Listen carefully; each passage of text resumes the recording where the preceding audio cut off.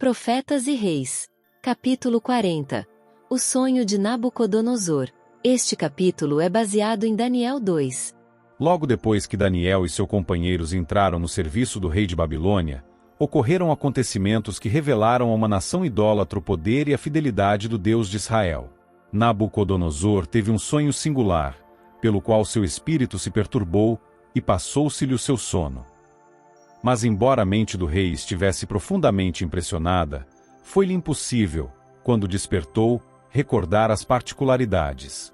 Em sua perplexidade, Nabucodonosor reuniu seus sábios, os magos, e os astrólogos, e os encantadores, e os caldeus, e pediu-lhes auxílio. Tive um sonho, disse ele, e para saber o sonho está perturbado meu espírito. Com esta declaração da sua perplexidade, exigiu deles que lhe revelassem o que poderia trazer-lhe tranquilidade à mente. A isso os sábios responderam: Ó rei, vive eternamente, dize o sonho a teus servos, e daremos a interpretação. Daniel 2, versos 1 a 4. Não satisfeito com uma resposta evasiva, e desconfiado porque, a despeito de suas pretensiosas afirmações de poderem revelar os segredos dos homens, eles pareciam não obstante indispostos em prestar-lhes auxílio, o rei ordenou a seus sábios, com promessas de riqueza e honrarias ou por outro lado de ameaças de morte, que lhe dissessem não apenas a interpretação do sonho, mas o próprio sonho. O que foi me tem escapado, disse ele. Se me não fizerdes saber o sonho e a sua interpretação, sereis despedaçados, e as vossas casas serão feitas um monturo. Mas se vós me declarardes o sonho e a sua interpretação, recebereis de mim dons, e dádivas, e grande honra. Os sábios responderam ainda: Diga o rei o sonho a seus servos, e daremos a sua interpretação. Nabucodonosor, agora inteiramente desperto e irado com a evidente perfídia daqueles em quem tinha confiado, declarou: Percebo muito bem que vós quereis ganhar tempo, porque vedes que o que eu sonhei me tem escapado. Por consequência, se me não fazeis saber o sonho, uma só sentença será a vossa, pois vós preparastes palavras mentirosas e perversas para as proferirdes na minha presença até que se mude o tempo. Portanto dizei-me o sonho, para que eu entenda que me podeis dar a sua interpretação. Daniel 2, versos 5 a 9. Temerosos com as consequências do seu fracasso, os mágicos procuraram mostrar ao rei que seu pedido era irrazoável, e o que ele requeria estava além do que já havia solicitado em qualquer tempo ao homem. Não há ninguém sobre a terra, eles objetaram, que possa declarar a palavra ao rei, pois nenhum rei há, senhor ou dominador, que requeira coisa semelhante de algum mago, ou astrólogo, ou caldeu. Porquanto a coisa que o rei requer é difícil, e ninguém a que a possa declarar diante do rei, senão os deuses, cuja morada não é com a carne. Então o rei muito se irou e enfureceu, e ordenou que matassem a todos os sábios de Babilônia. Entre as pessoas procuradas pelos oficiais que se estavam preparando para cumprir o estipulado no decreto real, estavam Daniel e seus companheiros. Quando informados que de acordo com o decreto também eles deviam morrer, Daniel inquiriu de Arioque, capitão da guarda do rei, avisada e prudentemente: Por que se apressa tanto mandado da parte do rei? Arioque contou-lhe a história da perplexidade do rei a respeito de seu notável sonho, e seu fracasso no sentido de conseguir auxílio da parte daqueles que até então tinham desfrutado sua mais plena confiança. Depois de ouvir isto, Daniel, tomando sua vida em suas mãos, aventurou-se a ir à presença do rei, e rogou-lhe tempo, para que pudesse suplicar ao seu Deus que lhe revelasse o sonho e a sua interpretação. A este pedido o monarca concordou. Então Daniel foi para sua casa, e fez saber o caso a Ananias, Misael e Azarias, seus companheiros. Daniel 2, versos 10 a 17. Juntos buscaram sabedoria da fonte de luz e conhecimento. Sua fé era forte na certeza de que Deus tinha-os colocado onde estavam, que eles estavam fazendo a sua obra e cumprindo os reclamos do dever. Em tempos de perplexidade e perigo, tinham-se voltado sempre para ele em busca de guia e proteção, e eles se mostraram auxílio sempre presente. Agora, com coração contrito, submetiam-se de novo ao juiz da terra, implorando que lhes desse livramento neste tempo de especial necessidade. E eles não suplicaram em vão. O Deus a quem tinham honrado, honrava-os agora. O Espírito do Senhor repousou sobre eles, e a Daniel, numa visão da noite, foi revelado o sonho do rei e seu significado. O primeiro ato de Daniel foi agradecer a Deus pela revelação que lhe fora dada. Seja bendito o nome de Deus para todo o sempre, ele exclamou, porque dele é a sabedoria e a força. E ele muda os tempos e as horas, ele remove os reis e estabelece os reis. Ele dá sabedoria aos sábios e ciência aos entendidos. Ele revela o profundo e o escondido, conhece o que está em trevas, e com ele mora a luz. Ó Deus de meus pais, eu te louvo e celebro porque me deste sabedoria e força, e agora nos fizeste saber o que te pedimos, porque nos fizeste saber este assunto do rei. Dirigindo-se imediatamente a Arioque, a quem o rei tinha ordenado destruir os sábios, Daniel disse: Não mates os sábios de Babilônia, introduze-me na presença do rei, e darei ao rei a interpretação. Depressa o oficial introduziu Daniel à presença do rei, com as palavras: Achei um dentre os filhos dos cativos de Judá, o qual fará saber ao rei a interpretação. Daniel 2, versos 19 a 25. Eis o cativo judeu, calmo e senhor de si, na presença do monarca do mais poderoso império do mundo. Em suas primeiras palavras ele recusou honra para si mesmo, e exaltou a Deus como a fonte de toda sabedoria. A ansiosa inquirição do rei. Podes tu fazer-me saber o sonho que vi e a sua interpretação? Ele respondeu: O segredo que o rei requer, nem sábios, nem astrólogos, nem magos, nem adivinhos o podem descobrir ao rei, mas há um Deus nos céus, o qual revela os segredos. Ele, pois, fez saber ao rei Nabucodonosor o que há de ser no fim dos dias. O teu sonho e as visões da tua cabeça na tua cama, Daniel declarou, são estas. Estando tu, ó rei, na tua cama, subiram os teus pensamentos ao que há de ser depois disto. Aquele, pois, que revela os segredos te fez saber o que há de ser. E a mim me foi revelado este segredo, não porque haja em mim mais sabedoria do que em todos os viventes, mas para que a interpretação se fizesse saber ao rei, e para que entendesses os pensamentos do teu coração. Tu, ó rei, estavas vendo, e eis aqui uma grande estátua. Esta estátua, que era grande e cujo esplendor era excelente, estava em pé diante de ti, e a sua vista era terrível. A cabeça daquela estátua era de ouro fino, o seu peito e os seus braços de prata, o seu ventre e as suas coxas de cobre, as pernas de ferro, e os seus pés em parte de ferro e em parte de barro. Estavas vendo isto, quando uma pedra foi cortada, sem mão, a qual feriu a estátua nos pés de ferro e de barro, e os esmiuçou. Então foi juntamente esmiuçado o ferro, o barro, o cobre, a prata e o ouro, os quais se fizeram como a pragana das eiras no estio. E o vento os levou, e não se achou lugar algum para eles, mas a pedra, que feriu a estátua, se fez um grande monte, e encheu toda a terra. Daniel 2, versos 26 a 35. Este é o sonho, Daniel declarou confiantemente, e o rei, considerando com a mais acurada atenção cada pormenor, reconheceu que este era o próprio sonho que o deixara tão turbado. Assim sua mente foi preparada para receber bem disposto a interpretação. O rei dos reis estava prestes a comunicar grande verdade ao monarca de Babilônia.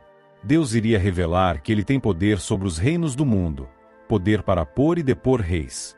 A mente de Nabucodonosor devia ser desperta, se possível, para o senso de sua responsabilidade para com o céu.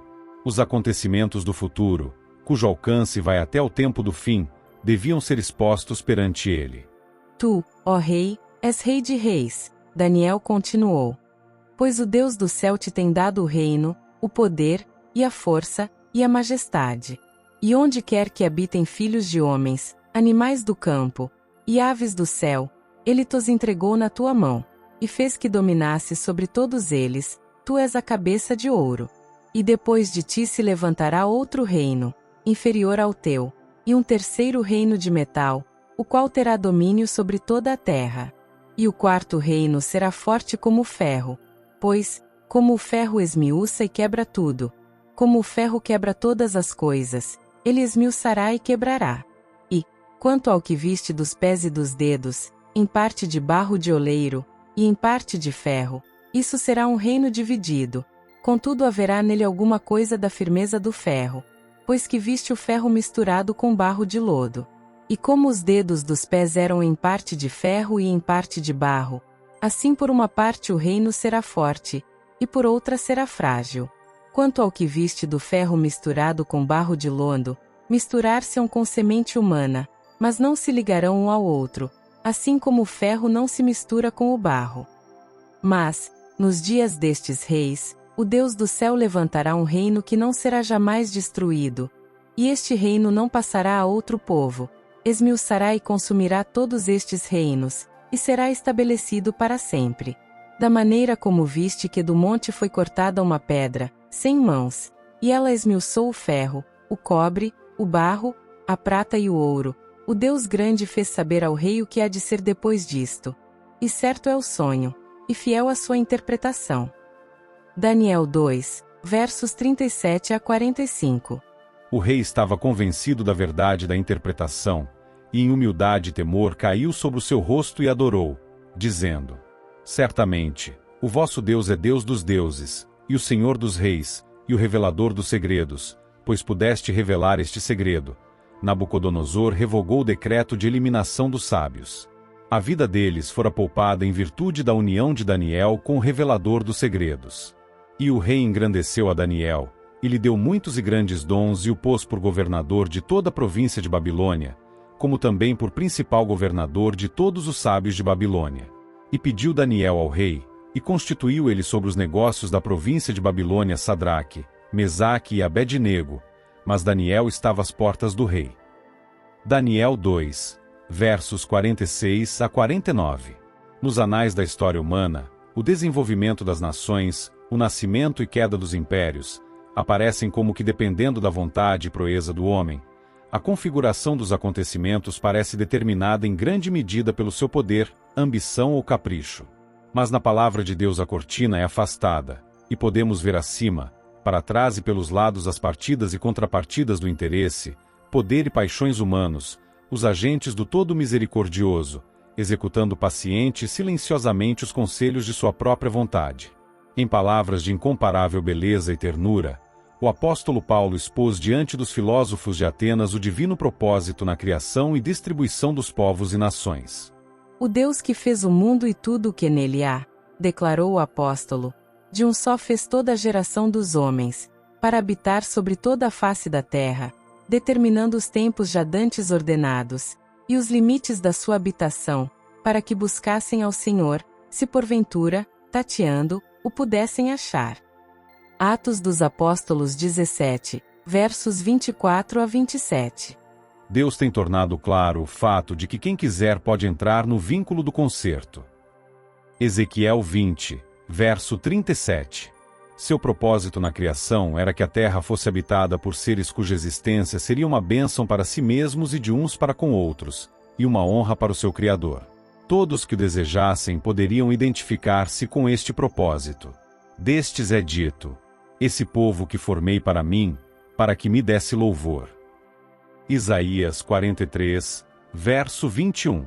Em sua lei Deus tornou conhecidos os princípios que sustentam toda a verdadeira prosperidade, tanto das nações como dos indivíduos. A respeito deste lei, Moisés declarou aos israelitas: esta será a vossa sabedoria e o vosso entendimento. Deuteronômio 4, verso 6. Esta palavra não é vã, antes é a vossa vida. Deuteronômio 32, verso 47. As bênçãos assim asseguradas a Israel são, nas mesmas condições e no mesmo grau, asseguradas a toda nação e a cada indivíduo sob o vasto céu. Centenas de anos antes que certas nações viessem ao cenário da ação, o Onisciente lançou um olhar para os séculos por vir e predisse o surgimento e queda dos reinos universais. Deus declarou a Nabucodonosor que o reino de Babilônia devia cair, e um segundo reino surgiria, o qual também teria o seu período de prova. Deixando de exaltar o verdadeiro Deus, sua glória seria abatida, e um terceiro reino lhe ocuparia o lugar. Este também passaria, e um quarto, forte como ferro, submeteria as nações do mundo. Tivessem os reis de Babilônia, o mais rico de todos os reinos terrestres, conservado sempre diante de si o temor de Jeová, e ter-lhes-iam sido dado sabedoria e força que os manteriam ligados a ele, conservando-os fortes. Mas eles fizeram de Deus seu refúgio somente quando em angústia e perplexidade. Em tais ocasiões, não encontrando auxílio em seus grandes homens, buscavam-no de homens como Daniel, homens que, sabiam eles, honravam ao Deus vivo e eram por ele honrados. A esses homens eles apelavam para que deslindassem os mistérios da providência, pois embora os senhores da orgulhosa Babilônia fossem homens do mais alto intelecto, tinham se afastado tanto de Deus pela transgressão que não podiam compreender as revelações e as advertências a eles dadas com referência ao futuro. Na história das nações, o estudante da palavra de Deus pode contemplar o cumprimento literal da profecia divina. Babilônia, fragmentada e por fim quebrantada, passou por quem sua prosperidade e seus governantes tinham se considerado independentes de Deus, atribuindo a glória do seu reino a realizações humanas. O domínio medo-persa foi visitado pela ira do céu porque nele a lei de Deus tinha sido calcada a pés. O temor do Senhor não encontrou lugar no coração da grande maioria do povo. Prevaleciam a impiedade, a blasfêmia e a corrupção. Os reinos que se seguiram foram ainda mais vis e corruptos, e desceram cada vez mais na escala da dignidade moral. O poder exercido por todos os governantes da terra é concedido pelo céu, e seu sucesso depende do uso que fizerem dessa concessão. A cada um a palavra do divino vigia é: eu te cingirei, ainda que tu me não conheças. Isaías 45, verso 5. E a cada um as palavras ditas a Nabucodonosor no passado representam a lição da vida. Desfaze os teus pecados pela justiça, e as tuas iniquidades usando de misericórdia com os pobres, se prolongar a tua tranquilidade. Daniel 4, verso 27. Compreender estas coisas, isto é, que a justiça exalta as nações. Provérbios 14, verso 34, que com justiça se estabelece o trono. Provérbios 16, verso 12, e com benignidade ele se sustém. Provérbios 20, verso 28. Reconhecer a operação desses princípios na manifestação de seu poder que remove os reis e estabelece os reis. Reconhecer isto é compreender a filosofia da história. Na palavra de Deus, unicamente, é isto claramente estabelecido. Nela se nos mostra que a força tanto das nações como dos indivíduos não se encontra nas oportunidades ou facilidades que parecem torná-los invencíveis, nem na sua alardeada grandeza. Ela é medida pela fidelidade com que eles cumprem o propósito de Deus.